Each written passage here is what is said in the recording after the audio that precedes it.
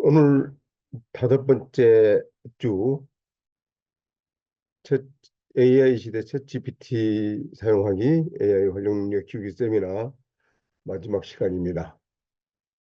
음, 좀 어떠셨는지 모르겠습니다만은 제 나름대로는 좀 쉽게 그리고 잘 이해가 좀 잘 될 수 있게끔 해보겠다고 했었는데 들으시는 분들은 어떠셨는가 모르겠습니다. 어, 지금 한 번씩 좀 들어오고 계시는데요. 어, 들어오시는 분들 상관이 없이 바로 계속 진행을 하도록 하겠습니다. 저는 공학 박사이면서 정보통신 기술사입니다. 그렇게 하다 보니까 또 그 공학 박사로 하면은 그 주로 이제 그 강의를 좀 하거나 연구를 하거나 뭐 이런 일을 좀 해야 되는데 그 저는 그 SK그룹에서 SK텔레콤과 SK텔레시스라는 곳에서 연구원장도 하고 뭐또 SK그룹 회사에서 대표이사까지 하면서 이렇게 나왔습니다만은 그리고 저는 이 정보통신부와 SK텔레콤, SK텔레시스, SK유빈스 그다음에 지금은 제너럴 뉴스라고 하는 곳에서 엔진 선진학 포럼 회장으로 지금 언론 기자로 활동 좀 하고 있고 또 국가철도공단에 그 감리를 하면서 감리 단장으로 지금 활동을 좀 하고 있습니다. 네, 학교는 뭐 이렇게 갖다 좀 보여드리고 가겠고요. 제가 뭐 대한민국 최초로 한 일들이 좀 많이 있습니다. 뭐 무궁화위성 프로젝트에 참여를 했고요. 영상 휴대전화 개발할 때 처음으로 제가 이 개발 책임자로서 SK텔레콤에서 일을 했고요. 뭐 국제공인인 대전 엑스포에서 제가 참가를 해가지고 무선 통신망 구축하는 데서 좀 했었고 우리가 지금 5주간이라고 하는 대장정이라 그럴까요? 이게 좀 진행해 왔었는데요. 첫 번째는 챗 GPT 시작하기.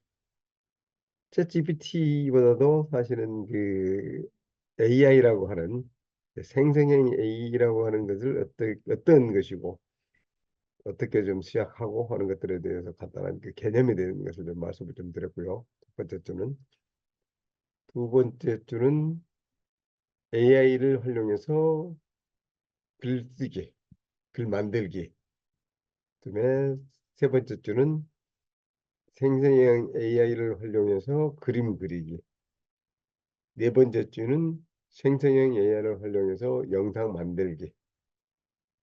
이제 오늘은 그 종합입니다. 이제 그 여러분들이 그동안 이제 들으시면서 궁금했던 것들도 이제 질문하시고 답변해 드리고 또 혹시 또 그 미흡한 것들이 있었으면 다시 한번 이렇게 보여드리고 하는 것을 진행을 할 계획입니다.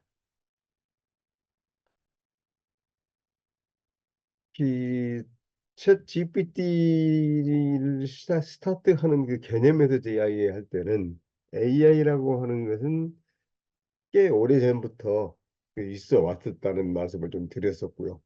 다만 그 기술이라고 하는 것이 상용화가 되기까지 상당한 진통을 겪게 되는데 그게 뭐냐면 어느 정도 그 상용화를 할 수 있는 수준 그러니까 모든 사람들이 쉽게 또는 요구하는 결과가 뭐 80% 이상의 그거 나오고 뭐 이런 게 되어야 되는데 1956년도부터 시작됐던 AI라고 하는 그 기술이 대화를 쭉 진행해 오다가 1970년대 말 80년대에 주춤이 되었었죠. 왜냐하면 이 AI라고 하는 것이 인간의 능력을 대체할 수 있는 수준을 컴퓨터로 만들어야 되겠다라고 하는 것을 이제 꾸준히 그 30여 년간 개발을 해 왔었는데 도저히 따라올 수 없는 그런 한계에 부딪힌 거죠. 예를 들면 이런 겁니다. 고양이나 강아지 사진을 놓고 컴퓨터에다가 물어보면, 이건 강아지입니다. 이거는 고양이입니다. 라고 답변을 해주는데, 갑자기 다리가 세 개인 고양이나 강아지 사진을 집어넣으면 뭔지 이제 모르는 거죠. 헷갈립니다. 왜냐하면 그동안 계속 강아지다, 고양이다 하는 것은 다리가 네 개여야만이 고양이다, 강아지다, 이걸 구분을 했었는데, 우리 인간은 눈으로 강아지나 고양이를 보면서 다리가 세 개든 두 개든 상관이 없이 얼굴 형태나 몸통 형태나 이런 것이 강아지다, 고양이다, 또 강아지도 어떤 종류다, 이런 것들을 구분해낼 수가 있는데, 컴퓨터는 내가 그동안 교육을 받은 수준, 이게 사진으로 쭉 들어와 있을 때 그 입력된 것 이것만 가지고 그걸 판단을 해 왔었잖아요. 그러다 보니까 갑자기 다리 세 개가 된 사진을 보여주면 이 헷갈리는 거예요. 얼굴을 가지고 인식해서 보여주는 것이 아니라 전체적인 형태를 가지고 판단을 해서 이야기를 해야 되는데, 그동안 쭉 봐왔던 것은 다리가 네 개, 또 뭐 얼굴이 둥그런 형태의 고양이, 또는 얼굴은 둥그러긴 하지만 주둥이가 튀어나와 있는 그러한 형태의 강아지, 이런 사진들만 인식을 하고 있다가 갑자기 다리가 세 개인 것이 들어오니 헷갈렸다는 거죠. 그런데 그게 이제 2010년, 2020년 이렇게 되어 오면서 점차 그 인식 능력, 분별 능력이 업그레이드 됐었는데, 그게 바로 빅데이터의 영향이었습니다. 사진도 한꺼번에 수십만 장을 입력을 시켜서 터득을 하게 하고, 또 어떤 내용도 수많은 데이터들, 이 자료들을 입력을 시켜서 뭐 2조 정도의 글자, 또 뭐 2조 개의 데이터, 이런 것들을 계속 입력을 시켜서 능력을, 지식 능력을 키우고, 그래서 인지 능력이 올라가서 여기는 많이 그 업그레이드가 됐다, 그냥 그런 거죠. 그게 2021년, 2019년, 2021년이 됐는데, 그러다가 2019년에 챗 GPT 3.5죠. 챗이 아니고 GPT 3.5. 그래서 제네레이티드 프리트레이니드라고 하는, 서로 그 채팅을 하기 이전에 다만 내한테 들어온 자료를 가지고 분석을 해서 어떤 정보를 생성해내는 그런 수준의 일들을 해왔죠. 그게 이제 리튼이라고 하는 것이 마케팅에서 쓰는 어떤 그 문구들, 이런 것들을 만들어내게끔 만들었죠. 내가 지금 어떤 대상들을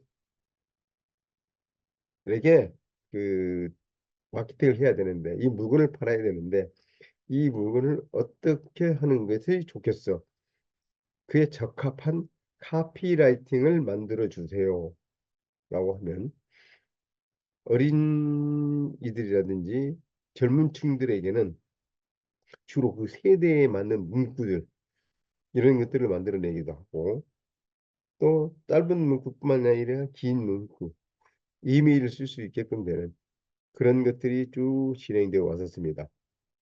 그래서 이미 우리나라에서도 2015년도부터 시작을 해서 그러한 일들을 유료로 이렇게 서비스도 해주고 좀 해왔었는데, 2023년 2022년이죠. 2022년 12월 달에 챗 GPT 3.5라고 하는 것이 나왔죠. 그래서 챗이라고 하는 것은 채팅이니까 이 채팅이라고 서로 간에 주고받을 수 있는 것이 됐었고요. 그래서 주고받다 보니까 이제는 자연스럽게 대화를 하듯이 어떤 정형화되어 있는 프롬프트를 활용해 가지고 이야기를 대화를 하는 것이 아니라 진짜 우리가 그대로 이야기하듯이 내가 지금 무엇을 하고 싶어 하는 것을 그대로 입력만 하면 답을 만들어주는 그러한 때까지 지금 왔습니다. 그래서 한 가지 말씀을 드렸고요. 그래서 지금 챗 GPT 시대의 컨텐츠 크리에이터에게 더 필요한 역량이 무엇이라고 생각하나요? 라고 하는 것을 그 데이터 분석 전문가, 그 기업체 대표에게 물어봤더니 챗 GPT와 함께 정보가 넘쳐난 시대가 됐습니다. 그럴 때 이제는 정보 전달자의 신뢰도를 높이는 것이 더욱 중요하게 됐습니다. 그 정보를 직접 경험해 보면서 이게 진짠지 가짠지 구분해 주는 사람들이 이제는 필요해진 것 같습니다. 예. 할루시네이션이라고 하는 챗 GPT가 이것이 진짠지 가짠지를 모르고 이게 어떤 허구성이 있는지를 모르고 막 생성해내는 게 있었죠. 예를 들면 세종대왕과 이승만 대통령이 같이 만나서 회담을 했는데 어떤 내용 이야기를 했지? 이렇게 하면 적어도 1300년대와 1900년대의 인물들이기 때문에 도저히 600년이라는 이 격차 때문에 만날 수가 없다는 것을 판단해야 되는데 그런 것을 모르고 이 두 사람이 만나서 뭐 6.25 전쟁에 대한 것을 논의했다든지 또는 임진왜란에 대해서 논의했다든지 이런 이야기들을 막 짚어낸 막 내는 거예요. 근데 그것이 챗 GPT가 판단할 능력이 있는 것이 아니라 인터넷상에서 떠돌아다니는 온갖 데이터들을 가져와서 그걸 가지고 분석을 해서 내놓는 일이 되다 보니까 이게 맞는지 틀린지를 몰랐던 거죠. 근데 그런 것들이 점점 지금 이제 정교화되고 파인 튜닝을 해 나가고 또 그 프리 트레이닝을 하고 또 피드 포워딩을 하고 이러한 기술들이 쭉 발전이 되면서 이제는 그 정보의 정확도들도 굉장히 많이 그 신경을 쓰고 있습니다.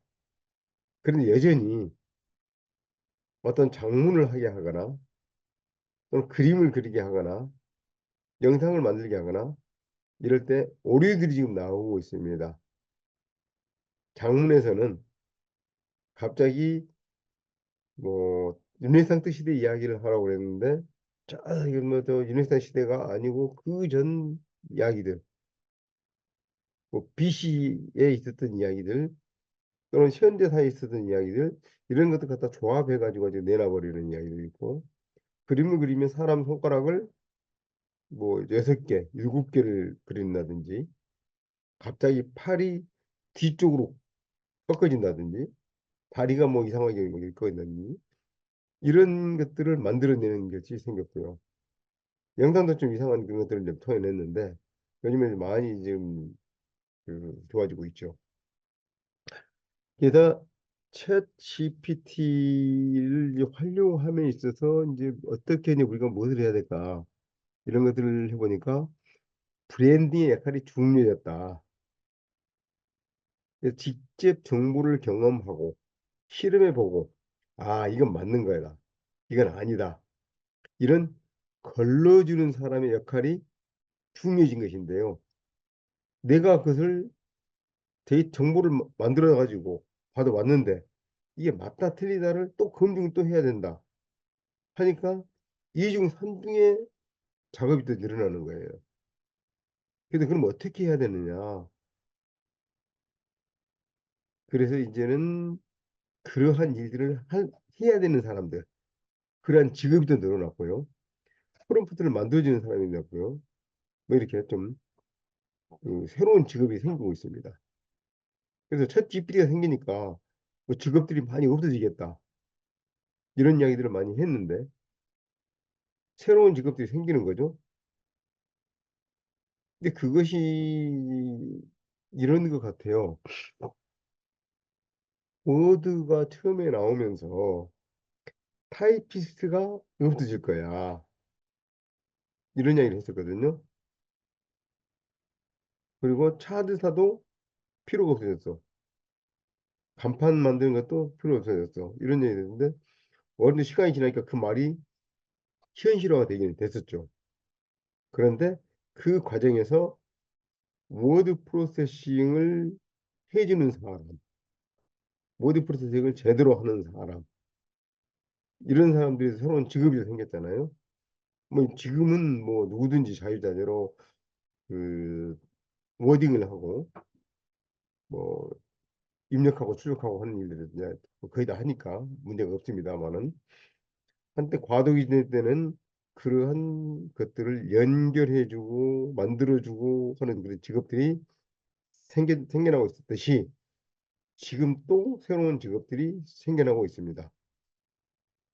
그래서 연봉이 뭐 30만 달러인 프롬프트 엔지니어가 필요해.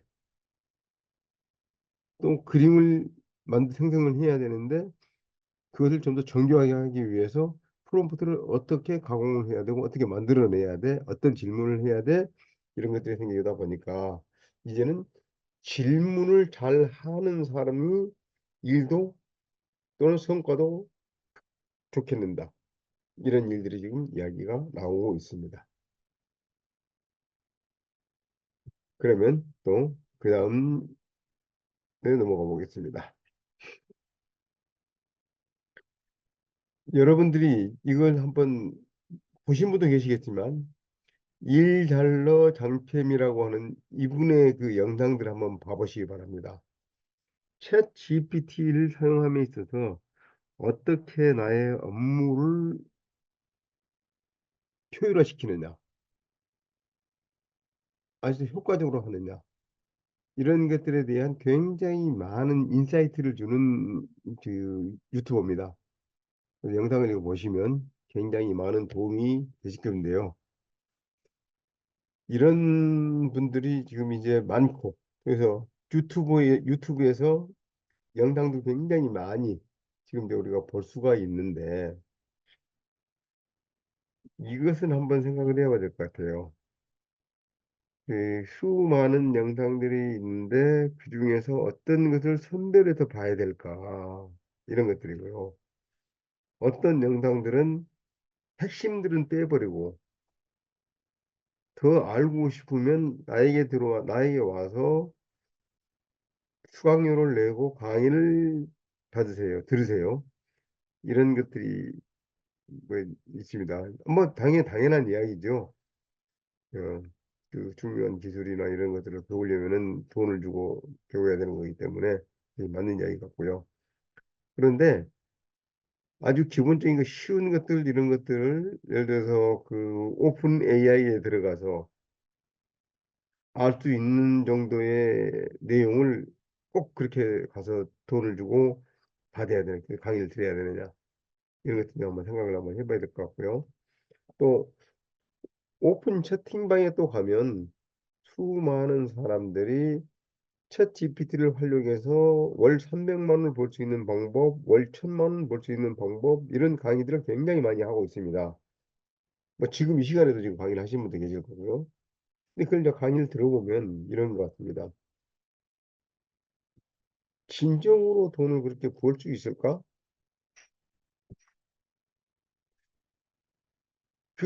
지금 저 양반이 하고 있는 그 방법이 모든 사람들에게 적용이 될 수 있을까? 이런 것들에 대한 의구심이 생기는 거고요. 또 그저 그냥 돈을 많이 번다는 거 가지고 현혹해서 호갱행위를 해버리는 그런 것은 아닐까? 이런 우려도 좀 많이 있습니다. 그리고 또 저 역시도 이 무료 강의를 하게 된 이유는 이런 새로운 신기술을 배워서 우리 삶이 좀 풍요로워지고 효율이 좀 높아지고 편해지고 이랬으면 좋을 텐데 그래서 그 기술자의 어떤 건조라 그럴까 뭐 이런 것들 때문에 내가 어려워지는 거 이런 것은 조금 문제가 있을 것 같다. 특히 그 삼성 핸드폰에서 천진이라고 하는 그 한글 입력 책이 있잖아요. 이걸 저는 처음부터 사용을 해왔기 때문에 천진에 대한 것이 그냥 익숙해져 있고 문제가 없는데 코티 자판이었으면 어떨까? 근데 코티 자판을 하게 되면 화면 사이즈가 커야 되고 또 터치를 하는 그 부분이 좀 넓어야 오자가 안 나오는데 그래서 천진이라는 것을 만들었는데 나이 드신 분들하고 이야기를 하고 나이 핸드폰 쓰는 방법을 알려드리려고 하다 보니까 그 예를 들어 요 이응 점점 을을 취해야 되는데 이것도 굉장히 어려워하시더라고요. 아, 익숙한 사람들에게는 편한데 그렇지 않은 분들에게는 굉장히 어려움이 있겠구나.